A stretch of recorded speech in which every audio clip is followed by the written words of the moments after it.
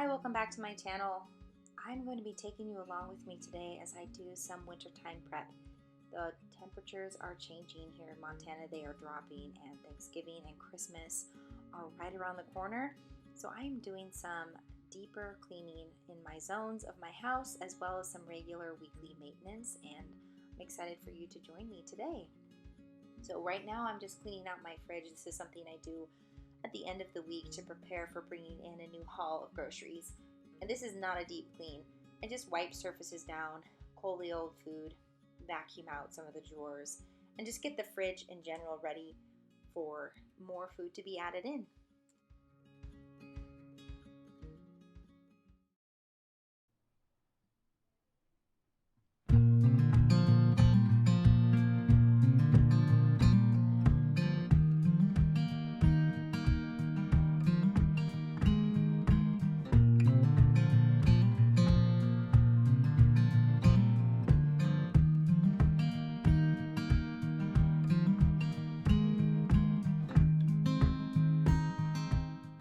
Grocery shopping has always been one of my least favorite activities to do, and with the price of food right now and the cost of inflation, I'm definitely putting a lot more work into making more food from scratch. I'm trying to make most of our bread products even from scratch, and it's just healthier anyway for us. But cutting the corners in my budget is definitely more motivating for me. Don't want to put that extra labor in these days, but it's easy for me to just kind of loathe the shopping and the making of the food, especially right now with the increasing appetites in my house as well. I am making about 16 to 20 servings of food per meal just to get us through and have maybe a leftover or two serving for my husband and I for lunch the next day. So it can become overwhelming if I let it, and it does sometimes. But what does help is just keeping my attitude focused on gratitude. Something I tell my kids, gratitude is the best attitude. I have to practice this myself, especially this time of year when we want to be focusing on generosity and giving more to people and being open-handed. I just want to embrace that this season and just thank the Lord that I have a fridge that still has food in it, and a pantry and a freezer that still has food in it, and I get to go out and buy groceries and bring them home, and I'm not outside in the cold laboring like the farmers do this time of year. So I just want to be really thankful instead of bemoan these chores.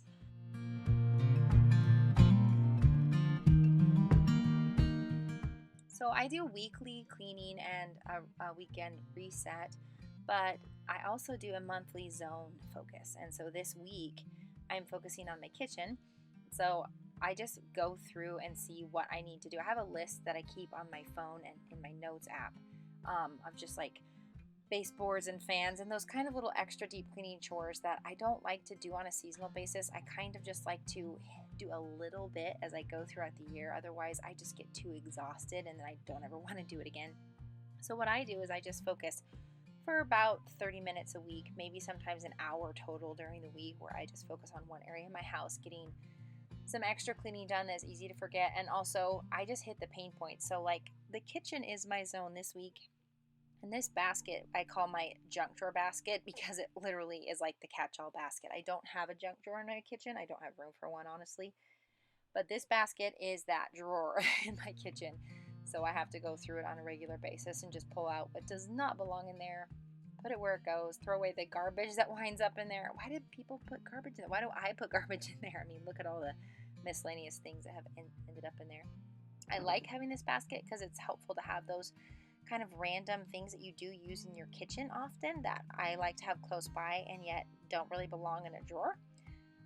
Pens, scissors, like that Bluetooth speaker. We listen to music while we're in the kitchen and whatnot, but plenty finds its way in here and I have to cull it on a regular basis. And then next up, this is what I do on a weekly and monthly basis, is give my sink a really good scrub down. I prefer to wash it with soap and water first, which I do that weekly anyway, or actually daily. And then I use Barkeeper's Friend to get the iron stains out of my sink. That doesn't fully get the iron stains out. I really have to bring the big guns out for that. But this does help maintain it a bit more. We have very, very hard water, and even though we have a water softener, it still leaves stains in here. And then with the inevitable coffee and tea that lingers in there too long. There's just stains of that wind up. So I like to use the barkeeper's friend to give it a really good scrub down and freshen it up for the week.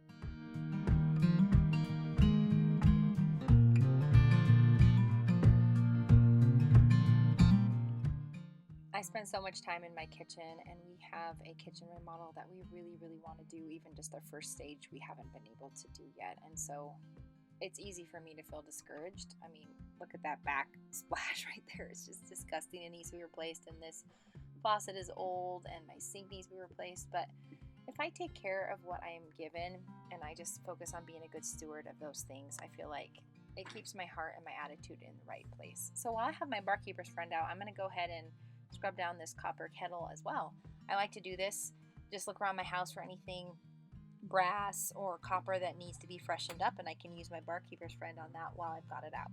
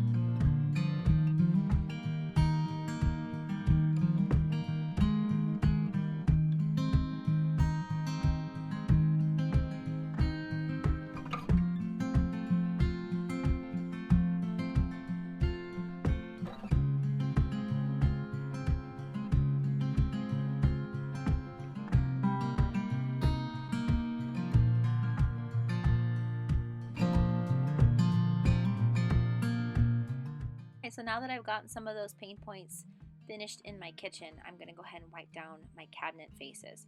This is not a deep clean time. This is just kind of a weekly once over that I do real quick. Not getting the toothbrush out, not getting the toothpick out and getting in all those grooves. Just giving it a quick once over because it gets so grubby with such high traffic and high use throughout the week.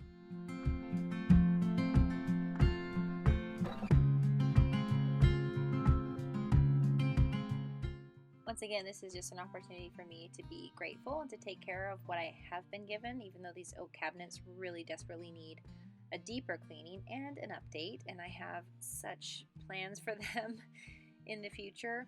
I know this kitchen has so much potential. It is a working kitchen and it is very functional for me, the layout and whatnot, but it just really needs an update. This little kitchen island I have updated and I love it. Although it's not the final stage, it has given this area of the kitchen a fun new look. And when I take care of it and when I put intentionality into being a good steward, it really does help me to cultivate gratitude easier and makes me enjoy my job that I have here in the home as a homemaker more.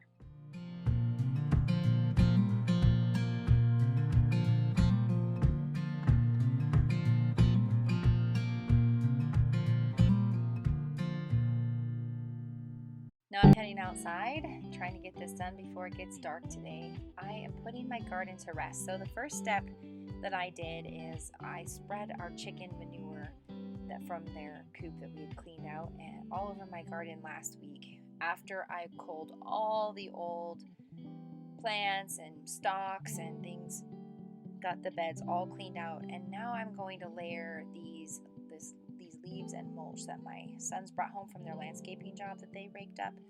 And I am going to layer this on my garden because I have found this to be, and read about this being the best fertilizer, is leaves because they don't have any seed pods or anything in them. but they break down and create like a really rich humus. And I've done this now the last 2 years, and I feel like I had the best garden this year. My plants really thrived, even though I was not tending them well. They were growing like crazy. I almost just couldn't keep up with them. But I'm doing this now, and then I'm going to cover it over with a tarp for the winter and just let those leaves break down and make a really rich, lovely humus for our coming springtime planting. Also, another benefit to this is that when the spring is here, the ground with the tarp on it will naturally heat up sooner, and there will be no weeds, and it's just straight ready for planting. I did this last year and it was so easy. So this is a no-till garden. It's called a lasagna garden. If you've ever read about that, just go ahead and look that up. No-till or back to Eden garden or a lasagna garden.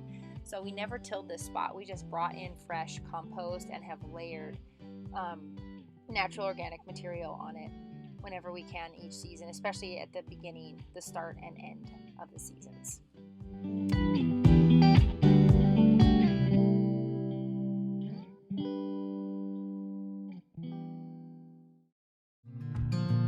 With the temps dropping, it is now time for me to bring out my big heavyweight down comforter on our bed and to put away this lightweight down comforter. This is what we sleep with on a regular basis through the spring and summer, and I have a duvet on it that's in the wash right now. So I'm going to bring out my heavyweight down comforter and slide my freshly washed duvet on it. This is also my sheet washing day. I rotate through washing our sheets and then our younger son's sheets on a weekly basis, but I don't wash them as frequently during the winter as I do during the summer. Now, a trick to putting a duvet on, even a huge down comforter like this, which is like a wrestling match, is I find the inside corners. I turn the duvet inside out and I find the corners.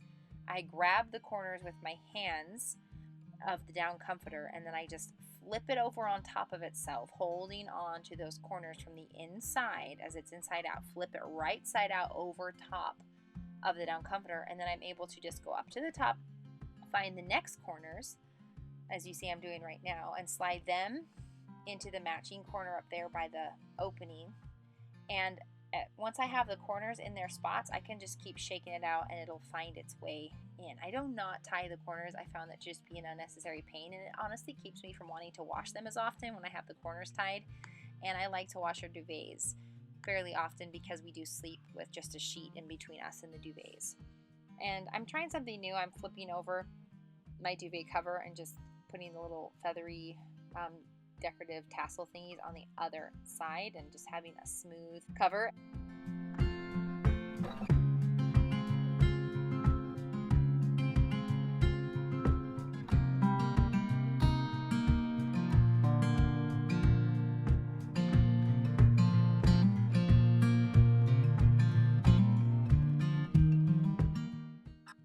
Something that I do that is an affordable way to switch out decor is I buy pillow covers on Amazon instead of buying new pillows. So I can switch out from season to season, and it's really inexpensive to just zip off a new cover and put a new one on. So what I do on sheet washing day, I rotate through washing comforters, and I don't actually wash the comforter. I wash the duvet that goes over the comforter, but the comforter itself goes outside and gets like a little sunshine bath, as I call it.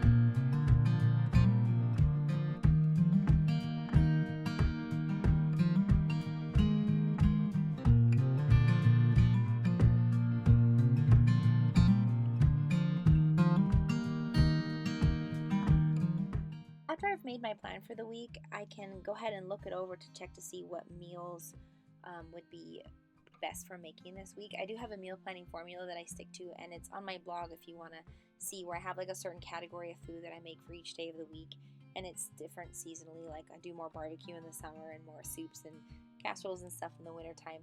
So once I've made my menu, I'm able to go ahead and order my groceries from there and get my food and back and restocked in my fridge and my pantry.